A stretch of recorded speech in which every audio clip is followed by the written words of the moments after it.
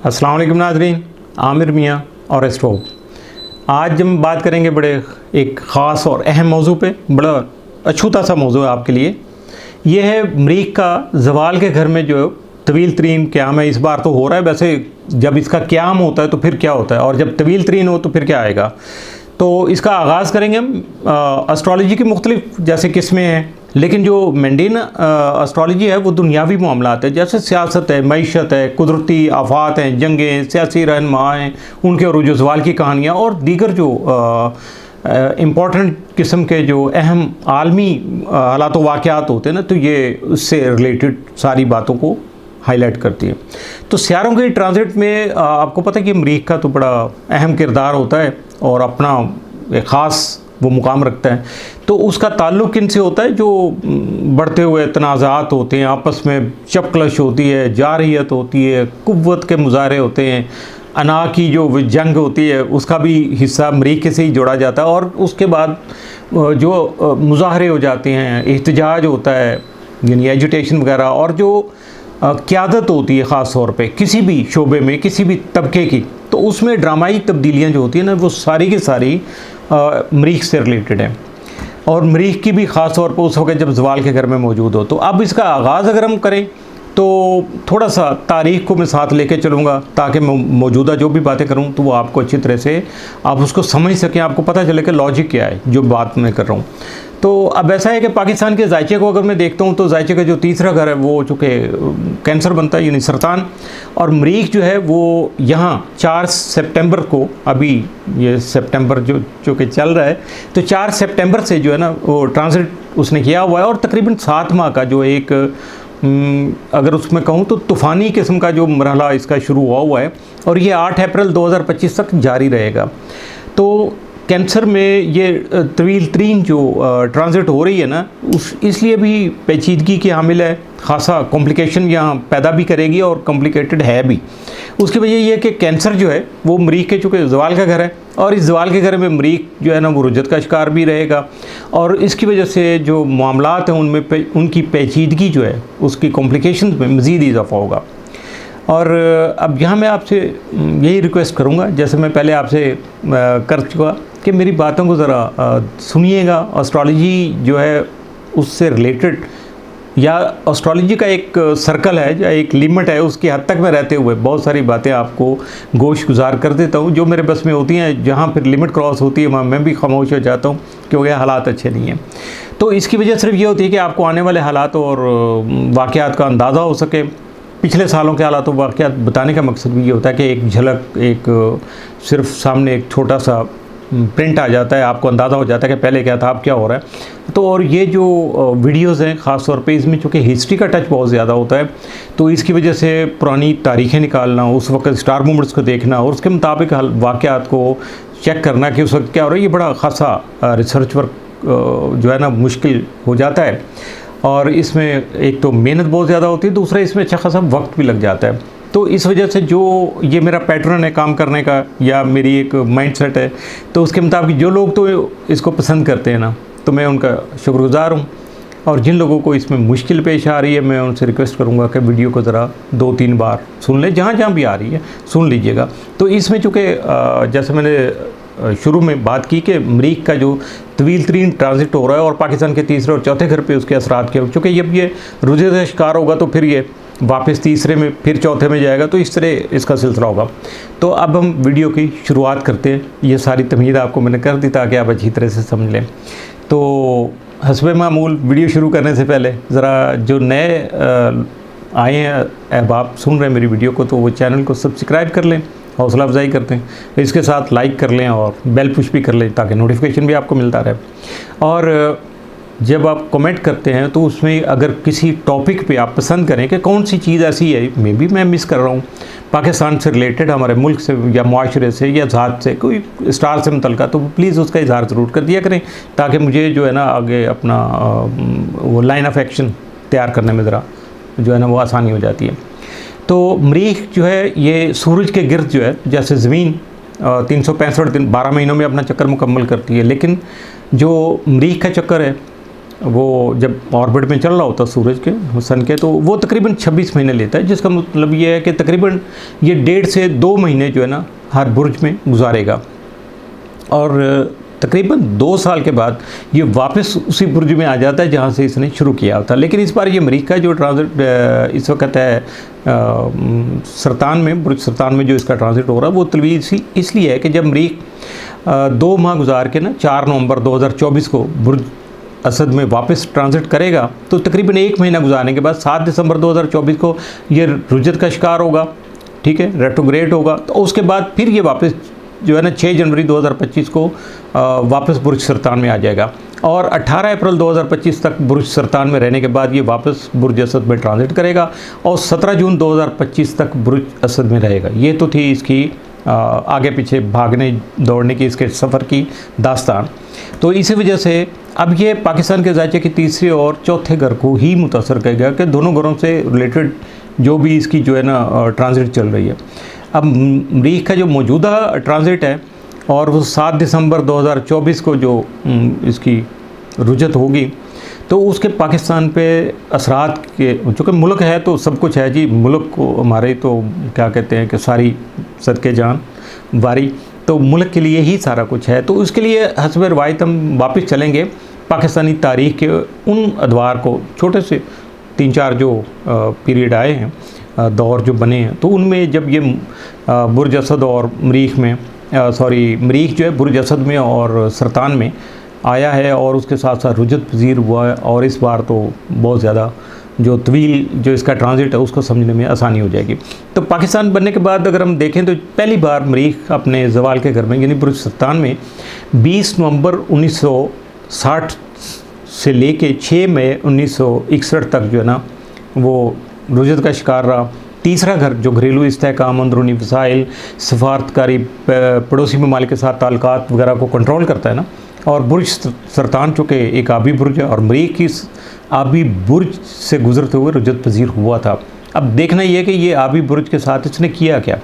उस दौरान चूँकि अय्यूब खां की हुकूमत थी और उसने भारत के साथ बहुत बड़ा एक मुआहदा किया, बड़ा अहम सफारती मुआहदा था, और ये 19 सितंबर 1960 को जो मुआहदा किया इंडस वाटर ट्रीटी के नाम से, यानी सिंध तास का आबी मुआहदा, उस पर इसने दस्तखत किए।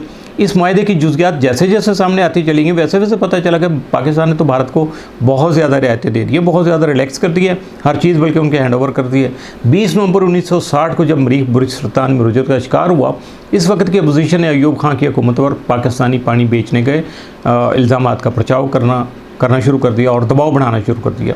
चूँकि आपको ये भी बता दूं कि जब अय्यूब खां साहब 57 में इन्होंने मार्शल लॉ लगाया था, हुकूमत संभाल ली थी सिकंदर मिर्ज़ा को उड़ा के, उसके बाद फिर इन्होंने को 2-3 साल के बाद मार्शल लॉ से हट के थोड़ा अपना पैटर्न चेंज किया, बुनियादी जमहूरियत, तो यह लंबी एक दास्तान है। लेकिन ये उस वक्त चूँकि सदर थे, तो खान साहब ने क्या किया उस वक्त, अय्यूब खां साहब की बात कर रहा हूँ, चूँकि आजकल भी एक खान साहब का जिक्र है तो वहाँ इंटरलिंक नहीं कीजिएगा। तो अय्यूब खां साहब ने अपोजिशन के बढ़ते हुए दबाव, हुकूमत और इख्तियार पर अपनी गिरफ्त मजबूत रखने के लिए ना उस वक्त कुछ शॉर्टकट जो किया उन्होंने, अमेरिका के साथ जो है ना वो ताल्लुक़ बढ़ा लिया, अमेरिका की हमायत हासिल कर ली और अपोजिशन को और सियासी मुखालफिन को दबाना शुरू कर दिया, क्रश कर दिया, क्योंकि हर हुकूमत अपोजिशन को बर्दाश्त नहीं करती ना। तो इस वजह से उसकी वजह से ये हुआ कि हमारे मुल्क में सियासी जो बदअमनी थी उसमें बहुत ज़्यादा इजाफा हो गया। इसके बाद फिर आगे चलते हैं, दरमियान से मैं चल के दूसरी बार मरीख का जो जब ट्रांजिट हुआ बुर्ज सरतान में और असद के साथ इसका जो ये टाइम जो फेस पीरियड चला वो था 31 अगस्त 1977 से 1977 से 11 अप्रैल 1978 तक ये टाइम पीरियड रहा। इस दौरान में जनरल ज़ियाउल हक ने फ़ौजी बगावत की, वज़ीर आज़म ज़ुल्फ़िकार अली भुट्टो को इक़्तिदार से हटा दिया, जबकि भुट्टो पर क्या किया इन्होंने, मुबैना जो कत्ल का एक मुकदमा चलाना भी शुरू कर दिया। ये उसकी वजह से बुर्ज असद में मरीख की जो रुजत पजीरी की जब हुई तो उसकी वजह से ताकत और इक़्तिदार की कशमकश जो है ना वो जारी रही। और अभी यह हुकूमत हटाने से पहले भुट्टो साहब जो थे वो इक़्तिदार में रहने को तरजीह दे रहे थे, कोशिशें कर रहे थे अपना इक़्तिदार बचाने को, और ज़िया साहब जो थे वो ताकत के हुसूल के लिए मार्शल लॉ का नफाज करके इक़्तिदार को मजबूत बनाने की कोशिशें कर रहे थे। ये साजिशें और हुकूमत के जो है ना वो सिलसिले एक साथ ही चल रहे थे। बुर्ज सुल्तान में मरीख जो है ना कौमी इस्तेहकाम जो होता है किसी भी मुल्क का जब आता है ये, तो उसमें कौमी इस्तेहकाम जो उसमें हलचल, अफरा तफरी और इसी तरह की तेज़ियों का जो है ना अक्कास होता है, उनको ये हाईलाइट करता है। और इस दौरान भुट्टो का एक मुकदमा चला और इंतहाई मुतनाज़ा जो फांसी है वो भी अमल में आई। इसकी वजह से पाकिस्तान में एहतजाज, अवामी बेचैनी और अंदरूनी अदम इस्तेहकाम जो है ना उसका बहुत ज़्यादा इजाफा हो, इतना ज़्यादा बढ़ गई कि बस अलामन अल्लाह हाफिज़। इसके 15 साल के बाद अगर फिर हम चलते हैं आगे अगले फेज़ की तरफ, तो 15 साल के बाद मरीख जब बुर्ज सुल्तान में 12 सितंबर 1992 को दाखिल हुआ तो और 29 नवंबर 1992 को बुर्ज सुल्तान में ये रुजत का शिकार हुआ, जबकि ये 8 अप्रैल 1993 तक बुर्ज सुल्तान में ही मुकीम रहा। इस अरसा में नवाज शरीफ साहब ने बतौर वज़ीर-ए-आज़म पहली बार हुकूमत संभाली। इनके पहले दौरे हुकूमत में इनकी हुकूमत पे जो सबसे बड़े इल्ज़ामात लगे वो ज़मीन के गलत सौदे, प्रॉपर्टी वगैरह के, और माली बदउनवानियाँ, टैक्स चोरी, इख्तियारात का गलत इस्तेमाल, इस तरह के बहुत ज़्यादा इन पे जो है ना वो इल्ज़ामात लगे। मीडिया रिपोर्ट्स आने के बाद जो एज़ पर रिकॉर्ड बता रहा हूँ, तो चीफ़ जस्टिस थे सुप्रीम कोर्ट के उस वक़्त, पाकिस्तानी सुप्रीम कोर्ट के, वो थे जस्टिस नसीम हसन शाह, अब तो मरहूम हो गए। तो उन्होंने जब मफाद आमा की इन रिपोर्ट को देखा तो उस पर सो मोटो नोटिस ले लिया, जिसकी वजह से पाकिस्तान में हुकूमत और अदलिया के दरमियान में कशीदगी में इजाफा हुआ। और नवाज शरीफ ने क्या किया कि उस वक़्त नवाज शरीफ हुकूमत ने जजों की तकर्री, अदलिया के इख्तियारात को महदूद करने और अदालती मामलात अपने हाथ में लेने के लिए एग्जेक्टिव कवानीन जो थे ना वो पास करने शुरू कर दिए। जैसे कि आजकल भी एग्जेक्टिव भी चल रहे हैं, अगर जो बिल असम्बली से पास नहीं हो तो वो एग्जेक्टिव के ऑर्डर के तहत चलता है। और इसी दौरान ये जो एग्जेक्टिव ऑर्डर थे, इनकी वजह से चीफ़ जस्टिस जो नसीम हसन शाह साहब के बाद आए वो थे जस्टिस सज्जाद अली शाह, उनको 28 मई 1993 को बरतरफ कर दिया गया। इसकी बुनियादी वजह यह थी कि बेनज़ीर, उस पर इल्ज़ाम जो सबसे बड़ा था कि बेनज़ीर भुट्टो ने अपने दौरे हुकूमत में सीनियरिटी में तीसरे नंबर पे उस वक़्त सज्जाद अली शाह साहब थे, तो इनको बतौर चीफ़ जस्टिस तैनात कर दिया। और चूँकि सीनियरिटी पे उस वक़्त पहले नंबर पे जस्टिस साद सौजान थे, अब उनकी वजह से वो नून लीग को बहुत ज़्यादा पसंद भी थे और उनको फेवर भी कर रहे थे, उनके नज़रियात एक जैसे थे, तो उसकी वजह से ये सारा तूफ़ान उठा। लेकिन मैं उसको इंटरलिंक करता हूँ मरीख के साथ। तो बुर्ज सुल्तान में मरीख की ज़रूरत एक बार फिर अंदरूनी ताकतें जो थी उनकी कशमकश, कौमी सलामती के खदशात, ख़ास तौर पर इक़्तिसादी मसाइल और हुकूमती इख्तियारात को कंट्रोल करने के हवाले से कुछ यानी हुकूमत के जो लोग होते हैं वो भी हुकूमत को कंट्रोल करते हैं और कुछ ताकतें होती हैं जो हुकूमत को कंट्रोल करना चाहती हैं। तो इन सब को मिला के जो हालात बन रहे थे उनको वो सामने लाने की कोशिश कर रहे थे। और उसके बाद फिर इससे थोड़ा सा अगर आगे चला जाए, बस करीब आ रहा हूँ, तो आज से 16 साल 11 माह पहले जो है ना आखिरी बार 29 सितंबर 2007 को मरीख जो है ना बुर्ज सुल्तान में दाखिल हुआ था, यानी अपने जवाल के घर में। मरीख जब 15 नवंबर 2007 को बुर्ज सुल्तान में रुजत का शिकार होकर वापस बुर्ज जौज़ा में गया और मुस्तकीम होकर 4 मार्च 2008 को एक बार फिर बुर्ज सुल्तान में वापस आ गया, और तो फिर यहाँ वो 10 मई 2008 तक रहा। इस बार जवाल पजीर जो मरीख था उसने अपने जवाल के घर में रहते हुए एक बार फिर से पाकिस्तान के अंदर कशीदगी में इजाफा करना शुरू किया। बेनज़ीर भुट्टो जो 18 अक्टूबर 2007 को पाकिस्तान वापस आ गए थे, उन्होंने अगले मुतवक्को जो इलेक्शन थे उनकी तैयारी के लिए अपनी जान को लाहक ख़तरात के बावजूद अवामी रैलियों का आगाज़ किया। काफ़ी लंबे अरसे के बाद आई थी, तो पब्लिक के साथ इंटरेक्शन करने के लिए, पब्लिक को अपना बताने के लिए, अपने नज़रियात बातें, तो जो सियासी लीडर करते हैं, तो उसी तरह से उन्होंने भी एक सिलसिला शुरू किया। 3 नवंबर 2007 को जनरल परवेज़ मुशर्रफ की तरफ से पाकिस्तान में हंगामी हालत जो थी उसका ऐलान कर दिया गया। इसके बाद सिविल सोसाइटी, वकला और सियासी जो मुखालफों के ख़िलाफ़ जो है ना वो क्रैकडाउन हुकूमत ने शुरू कर दिया था, क्योंकि इन्होंने एहतजाज शुरू कर दिया था। और जब मरीख रुजत की हालत में वापस बुर्ज जौज़ा में आया तो 27 दिसंबर 2007 को बेनज़ीर भुट्टो को रावलपिंडी में एक रैली के इख्तिताम पर अलमनाक जो तौर पे शहादत उनकी हो गई, जिसकी वजह से पूरा मुल्क जो है ना गम, तशद्दुद और सोग में डूब गया। ये कत्ल पाकिस्तानी सियासी तारीख के अहम तरीन लम्हात में से एक था, जिसकी वजह से मुल्क भर में बड़े पैमाने पर एहतजाज और फसादात शुरू हो गए, जिसने अंदरूनी अदम इस्तेहकाम और जज्बाती हलचल को जन्म दिया। फिर 4 मार्च 2008 को जब मरीख बुर्ज सुल्तान में दोबारा दाखिल हुआ तो सियासी माहौल फिर से बदलना शुरू हो गया, क्योंकि मुल्क में आम इंतखाबात की तैयारी जो है ना उस वक्त शुरू हो चुकी थी। जब मरीख 10 मई 2008 को बुर्ज सुल्तान से निकला तो पाकिस्तान सिविलियन गवर्नेंस के एक नए मरहले में दाखिल हो चुका था। ताहम इस बार में मरीख ने अपने ज़वाल के घर सरतान में रुजत पजीर होकर बेनज़ीर भुट्टो की शहादत, एमरजेंसी की हालत और अदारा जाती जो चैलेंज थे, मुख्तलिफ अदारों के जो टकराव थे, उनके बड़े गहरे निशानात छोड़े। और ऐसा सियासी अदम इस्तेहकाम उस वक़्त से शुरू हुआ कि जो आज भी जिसका सिलसिला जारी है, किसी न किसी शक्ल में उसका रंग अभी भी नुमायाँ होता है। और अब तकरीबन 17 सालों के बाद जब मरीख जो है ना 4 सितंबर 2024 को एक बार फिर से अपने ज़वाल के घर बुर्ज सुल्तान में आया है और बुर्ज असद से राजी होने के बाद अपना रुजत पजीरी का ज़्यादा वक्त इसी ज़वाल के घर में गुजारेगा। ये इस वक्त इसकी पोजीशन है। जैसा कि आप लोगों को पता है कि बुर्ज सुल्तान का आंसर जो है ना वो पानी है, और बुर्ज सुल्तान पर चाँद की हुक्मरानी है। चाँद हमारे जज्बात, घर और सलामती को कंट्रोल करता है। पानी का ताल्लुक जो गहरे विजदान से होता है। ये सब खसूसियात मिलकर सुल्तान को एक बहुत ज़्यादा सेंसिटिव और हिफाजती जो है ना वो बुर्ज बना देते हैं। चूँकि चाँद को हुक्मरान सियारा चाँद है, तो चाँद को जो है ना वो तशबीह दी जाती है जज्बात की वजह से माँ के जज्बात के साथ। तो माँ के साथ जब आती है तो यकीनन माँ का सबसे बड़ा जो एक वस्फ़ है अपनी औलाद की प्रोटेक्शन करना।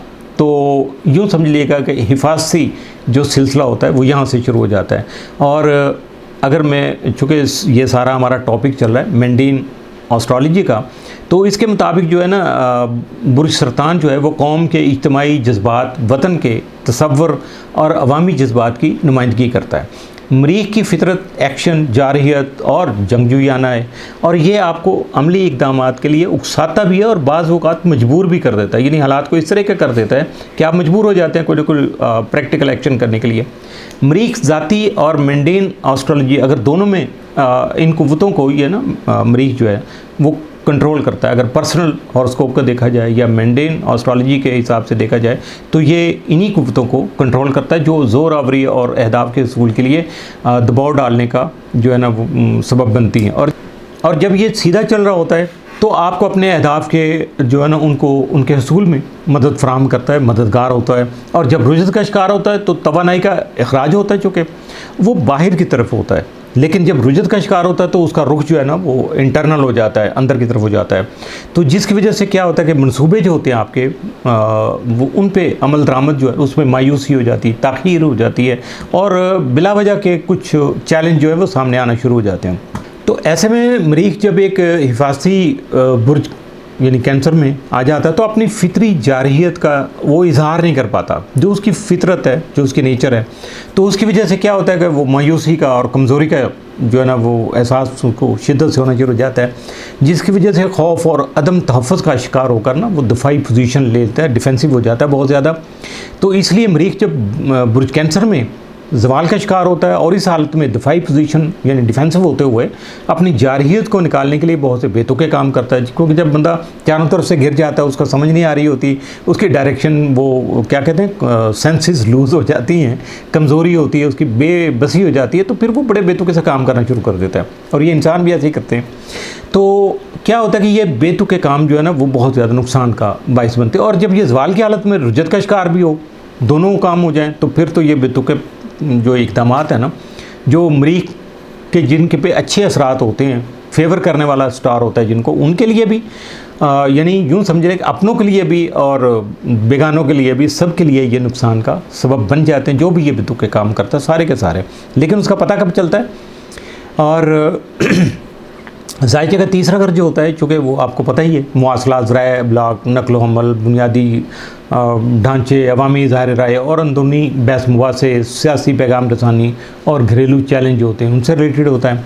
और 4 सितंबर 2024 से मरीख जो है वो पाकिस्तान की तीसरे घर सरतान में आया हुआ है। और मरीख के जवाल के घर में क़याम की वजह से, उसके बेतुके इक़दामात की वजह से मुल्क में अंदरूनी तनाज़ात, सियासी कशीदगी, ख़ास तौर पर हुकूमती, अपोजिशन, फ़ौज, अदलिया और दीगर अहम अदारों के दरमियान में टकराव की जो कैफियत है उसमें इजाफ़ा होता हुआ आपको नज़र आ रहा है। अब ये मौजूदा हालात हैं, उसको आप ज़रा पुराने हालात के साथ इंटरलिंक कर लीजिएगा, आपको बहुत सारी चीज़ें खुद ब खुद क्लियर हो जाएंगी, जिसका मैं इजहार शायद नहीं कर पाऊँगा। मरीख 4 सितंबर से 3 नवंबर 2024 तक पाकिस्तान के तीसरे घर में यहाँ मौजूद रहेगा, जिसकी वजह से आने वाले दिनों में सियासी कशमकश जो है ना वो उसमें मज़ीद इजाफ़ा होता हुआ नज़र आएगा। यानी शदीद तौर पे ये सारा कुछ होगा। सियासी तकसीम का जो शिकार हैं जमातें, उनमें मज़ीद तकसीम का इम्कान है। मौजूदा हुक्मरान जमातों के इत्तेहाद में भी फूट पड़ सकती है। इससे अंदरूनी इख्तलाफात और इक़्तिदार की जो कशमकश है उसमें इत्तेहादी एक दूसरे की पीठ में छुरा घोंपने के वो तैयारियां कर रहे होंगे या घोंप देंगे, इस तरह के कुछ उनके काम होंगे कि आप उसको बिल्कुल, ये मिसाल आपको वहाँ फिट होती हुई नज़र आएगी। और हुकूमत जो है एक बार फिर से मुतनाज़ा कवानीन मंजूर कराने की कोशिश करेगी और अदलिया अपने इख्तियारात को बहाल या बरकरार रखने की हर मुमकिन कोशिश करेगी। ऐसे हालात में 2007 की तरह वकला की तहरीक भी शुरू हो सकती है, जिसमें इस बार फ़र्क ये आएगा कि इस तहरीक में अवाम भी शामिल होंगे और भरपूर शिद्दत होगी। वकला की नहीं होगी खाली, इसमें अवाम भी आ जाएंगे, बल्कि और बहुत सारे मुआशरे के तबके जो है ना वो शामिल हो जाएंगे। और इससे क्या होगा, सबसे बड़ा काम होगा, अपोजिशन बहुत मजबूत हो जाएगी। अब ज़रा मेरी बात को तवज्जो से सुनिएगा कि इस्टेब्लिशमेंट ने हमेशा पाकिस्तान के सियासी निज़ाम जो है उसमें मरकज़ी किरदार अदा किया है। अब ये प्लस माइनस की बात नहीं कर रहा, जो उनका रोल है उसकी बात कर रहा हूँ। कैंसर में ज़वाल पज़ीर जो मरीख है ना, उसके असरात की वजह से इस्टेब्लिशमेंट जो इस वक्त ये महसूस कर सकती है कि हुकूमत नाअहल है और कौमी मफादात जो हैं उनको महफूज बनाने में नाकाम रही है। इस दौरान वो खुली कार्रवाई का सहारा लिए बगैर, यानी ओपनली कोई बात, यानी मार्शल लॉ वगैरह लगाने और इस तरह के इक़दाम किए बगैर वो मज़ीद गलबा हासिल करने की जो कोशिशें हैं उनको तेज़ कर सकती है। और जैसे जैसे कम्युनिकेशन के तीसरे घर में मरीख का सफ़र आगे बढ़ेगा, सब अदारों के दरमियान में मौसर जो राब्ते हैं वो मज़ीद ख़राबी की तरफ जाएंगे, यानी ख़राब हो जाएंगे। इसकी वजह से क्या होगा कि तसादम के जो ख़तरात ही नहीं बढ़ेंगे, बल्कि प्रैक्टिकली तसादम हो भी सकता है। हुकूमती धड़े, फ़ौज, अदलिया और दीगर अहम अदारों की अंदरूनी जो लड़ाइयाँ हैं उनमें मज़ीद शिद्दत जो है ना वो पैदा हो जाएगी। बढ़ते हुए मुआशी और सियासी अदम इस्तेहकाम की वजह से अवाम जो है ना बहुत ज़्यादा मायूस हो जाएंगे। उस मायूसी के आलम में वो इhtजाज की तरफ जाएंगे। हड़तालें, बदअमनी की वजह से नकलो हमल के जो ज़राए हैं उनमें जो है बहुत ज़्यादा रुकावटें पैदा हो सकेंगी। और एक और भी यहाँ बात याद रखिएगा कि रवायती मीडिया जो है वो और सोशल मीडिया, इनके दौरान आपस के माबैन भी बहुत ज़्यादा लड़ाइयाँ बढ़ेंगी और उसका मुख्तलिफ़ तरीक़ों से अभी इजहार भी शुरू हो गया हुआ है। मरीख 4 नवंबर 2024 को पाकिस्तान के चौथे घर जो है ना असद में दाखिल हो जाएगा और 7 दिसंबर 2024 को बुर्ज असद में ही रुजत का शिकार हो जाएगा। जायके का चौथा घर जो है हमारी हकीकी बुनियाद, हमारी नफ्सियाती बुनियाद, बुनियादी तहफ़्फ़ुज़ और सुकून, इज्तिमाई खुशी और ऐशो आराम का होता है बहैसियत कौम मेंडेन एस्ट्रोलॉजी के मुताबिक। तो मेंडेन एस्ट्रोलॉजी में चौथा घर जो होता है वो मुल्की सलामती, कौमी इस्तेहकाम, इज्तिमाई क़यादत और अंदरूनी बुनियादों की नुमाइंदगी करता है। ये थोड़ा सा फ़र्क है, समझने के लिए आप इसको देख लीजिएगा। बुर्ज असद जो है वो क्या करता है जी, क़यादत, इख्तियार और अना की नुमाइंदगी करता है। पाकिस्तानी जब जायका के चौथे घर बुर्ज असद में मरीख के दाखिल होने से क्या होगा कि यहाँ क़यादत, इख्तियारात और अंदरूनी ताकत और इक़्तिदार की जो कशमकश है उसमें मज़ीद शिद्दत जो है ना वो पैदा होगी। इसकी वजह से मुल्की क़यादत जो है, कौमी सलामती और मुल्की पॉलिसियों के मुताल्लिक़ जो तनाज़ात बढ़ने का शदीद इम्कानात वो सामने आ सकेंगे। बुर्ज असद में मरीख जो है 7 दिसंबर 2024 को रुजत का शिकार होकर वापस सरतान की तरफ जब सफ़र शुरू करेगा, तो इस दौरान बहुत सारे नामुकम्मल जो रह जाने वाले काम हैं ना वो जैसे अदालती इस्लाहात है, फ़ौजी मुदाखलत और दीगर नामुकम्मल जो है ना उमूर थे वो दोबारा से सर उठाना शुरू कर देंगे, बल्कि सामने आना शुरू हो जाएंगे। इसकी वजह से क्या होगा कि हुकूमत के जल्दबाजी में किया गया इक़दामात की वजह से ना गलतफ़हमी और तनाज़ात जो हैं उनमें ज़्यादा शिद्दत पैदा होगी, जिसकी वजह से हुकूमत और अदलिया के दरमियान बराह रास्त तसादम जो है उसकी निशानदेही हो रही है, जिसके पस मंज़र में इस्टेब्लिशमेंट का अहम किरदार नज़र आता है। तो जैसे कि मैंने आपको बताया कि मरीख़ का कैंसर में 4 सितंबर 2024 से जो इस वक्त ट्रांजिट हुई है और ये 18 अप्रैल 2025 तक का दौर जो पाकिस्तान के लिए इंतहाई अहम साबित हो सकेगा। जैसे कि 1960 और उसके बाद 1977, 1992 और 2007 में जो मरीख़ की जो कैंसर में मौजूदगी की वजह से अदलिया और इस्टेब्लिशमेंट और हुकूमत के माबैन तसादम और अवामी बेचैनी के साथ साथ पाकिस्तान में क़यादत की तब्दीली और फ़ौजी मुदाखलतें जो है ना वो देखने को मिली। अब मुख्तलिफ़ अंदाज से मुख्तलिफ़ रंग थे और हर शोबे पे उसके असरात मुरतब हुए थे। ये कोई बड़ी बात नहीं है, ज़रा गौर से देखेंगे, कल की बात है, आपको याद भी आ जाएगा। और लगभग अगले 7 माह भी मुझे इससे कुछ मुख्तलिफ नज़र नहीं आते। अहम शख्सियात की मुद्दत मुलाजमत तोसी की हुकूमती कोशिशें मरकज़ी जो है ना मौजू बनी रहेंगी। हर जगह गुफ्तगू में ये चीज़ें चलती रहेंगी। इस अरसा के दौरान मजमूई तौर पर पाकिस्तान का माहौल जो बहुत ज़्यादा तनाव का शिकार रहेगा। पाकिस्तान की क़यादत और हुक्मरानी के ढांचे में अंदरूनी कशमकश बढ़ने से अवामी बेचैनी में भी इजाफ़ा हो सकेगा। और यहाँ मैं एक और बात भी करना चाहूँगा कि 4 सितंबर को मरीख़ जब ज़वाल के घर कैंसर में आए, इसके बाद 18 अक्टूबर 2024 को चांद ग्रहण लगा। इस दौरान हमारे एक खुफिया अदारे के चीफ को चाहने के बावजूद भी, कोशिशें करने के बावजूद भी एक्सटेंशन नहीं मिली। ऐसे में चीफ़ जस्टिस ऑफ पाकिस्तान की रिटायरमेंट जो है वो 25 अक्टूबर 2024 को जो है ना हो रही है।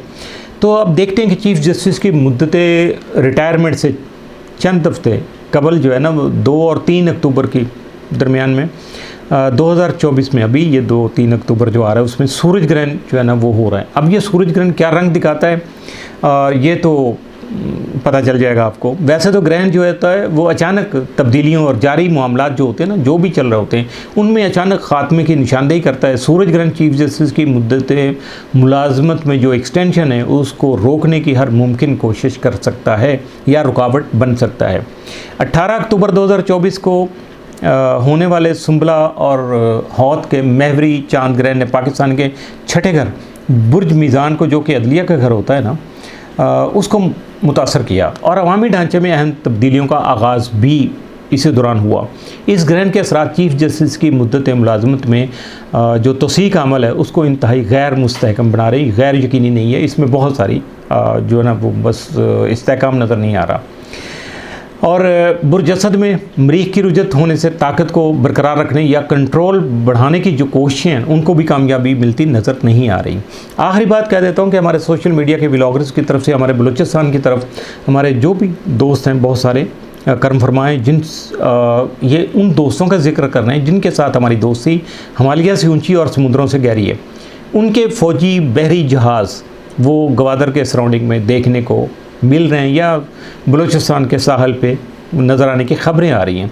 अगर मैं आज के दौर 1960 के 60 और 61 के दौर को देखूं तो जैसे उस वक्त भी पानी से मुतल्लिका एक मुआहदा किया गया था और अब इस बार भी ज़वाल पज़ीर जो और रुजत का शिकार दोनों काम हो रहे हैं। ये जो मरीख़ है ना, ये पानी के बुर्ज कैंसर में मौजूद रहते हुए दोनों हालतें हैं कि ज़वाल का घर भी है और रुजत का शिकार भी होगा। तो इसमें ऐसे किसी भी मुआहदे का जो 60-61 में हुआ उस तरह के किसी मुआहदे का वो सबब बन सकता है, बुनियाद बन सकता है। और इसकी मज़ीद मालूमात हमें उस वक्त मिलेंगी जब ये मरीख़ जो है वो मुस्तकीम होकर यानी सीधा होकर बुरजसद में आगे बढ़ने कि जब अपना सफ़र शुरू करेगा, ट्रांजिट शुरू करेगा, तो उस वक्त अगर कोई मुआहदा हुआ यानी मुमकिन कोई मुआहदा है तो उसकी तफसीलात तो उस वक्त हमारे सामने आ सकेंगी। इस बात को याद रखिएगा। इसके साथ ही अब मैं वीडियो का इख्तिताम करना चाहूँगा, चूँकि काफ़ी बोरिंग सी थी, इन्फॉर्मेटिव तो थी, बहुत सारी चीज़ें थी, तो जो समझ रहे हैं उनके लिए तो बहुत अच्छी हो गई, पब्लिक के लिए शायद वो इतना ज़्यादा नहीं हो। तो अब इस वीडियो का इख्तिताम करता हूँ। अगली वीडियो जो 2 और 3 तारीख को जो सूरज ग्रहण होगा उसका मुतल्लिका बनाऊँगा और इसमें जो फ्यूचर के जो भी करंट या फॉर द लॉन्ग रन जो भी उसके एस्पेक्ट आएंगे, जो भी उसके असरात मुरतब होंगे, उन पे ज़रा डिस्कस करेंगे, तफसील के साथ करेंगे। और मज़ीद अगर आप अपनी ज़ात के लिए आपको बहुत सारे ज़िंदगी के शोबे होते हैं, ट्रैवलिंग, एजुकेशन, शादी, सोशल प्रॉब्लम, सियासत और बिज़नेस सबसे ज़रूरी चीज़ है। और उसके बाद जो कुछ और ज़ाती जो भी मामलात हैं आपके, अगर उनके बारे में आप अगर मेरी मदद की ज़रूरत हो या मुनासिब समझें कि आप मेरे से कुछ मशवरा करना चाहें, तो जो उसका तरीक़ाकार है उसको फॉलो कीजिएगा और उसके लिए जो भी सिलसिले सारे हैं वो सारे के सारे आपको मिल जाएंगे। मैसेज कीजिएगा, अपॉइंटमेंट लीजिएगा, इंशाअल्लाह ताला फिर उसके मुताबिक हम डिस्कस करेंगे और अल्लाह के फजल करम से जो भी कुछ चीज़ होगी उसका हल ज़रूर इंशाअल्लाह निकल आएगा। इसके साथ ही इजाज़त चाहूँगा। अल्लाह हाफ़िज़।